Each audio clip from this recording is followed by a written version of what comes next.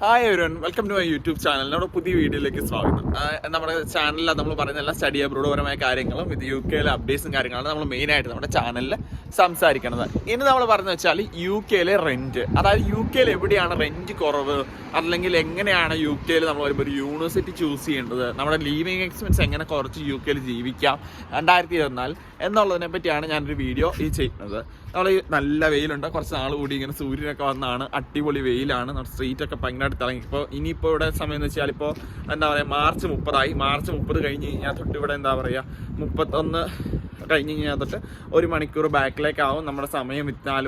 നാടുമായിട്ട് 4.5 മണിക്കൂറിൻ്റെ ഡിഫറൻസേ ഇനി വരത്തുള്ളൂ മാർച്ച് 31 കഴിഞ്ഞ് കഴിഞ്ഞാൽ. അതുപോലെ തന്നെ നമുക്ക് നൈറ്റ് കുറയും, ഡേയുടെ ഇത് കൂടും, അതായത് നമുക്കൊരു 9 മണി വരെയൊക്കെ ഈ ഒരു കണ്ടീഷനിലൊക്കെ കാണും.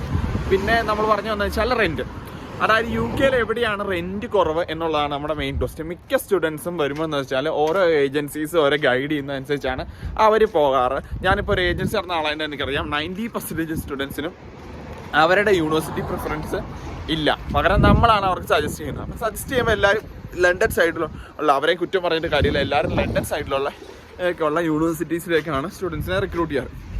ഇതിൻ്റെ അത്ര പ്രശ്നം എന്ന് വെച്ച് കഴിഞ്ഞാൽ, ഫോർ എക്സാമ്പിൾ മാഞ്ചസ്റ്ററിൽ 200 പൗണ്ട് തൊട്ട് റെൻറ്റിന് വീട് കിട്ടുമ്പോൾ ഈ ലണ്ടനിലൊക്കെ ആണെന്നുണ്ടെങ്കിൽ അതിൻ്റെ അകത്തൊരു 8 പേര് ഷെയറിംഗ് ഉള്ള വീട് പോലും 350 പൗണ്ട് ആ രീതിയിലേക്ക് മാറും. അവിടുത്തെ എക്സ്പെൻസും കാര്യങ്ങളെല്ലാം ആ രീതിയിലേക്ക് മാറുമ്പോഴത്തേക്ക് വരുന്ന സ്റ്റുഡൻസിന് എപ്പോഴും ഇത് ബുദ്ധിമുട്ടാണ്. അപ്പോൾ അവരെപ്പോഴും അത് സ്ട്രഗിൾ ചെയ്യും.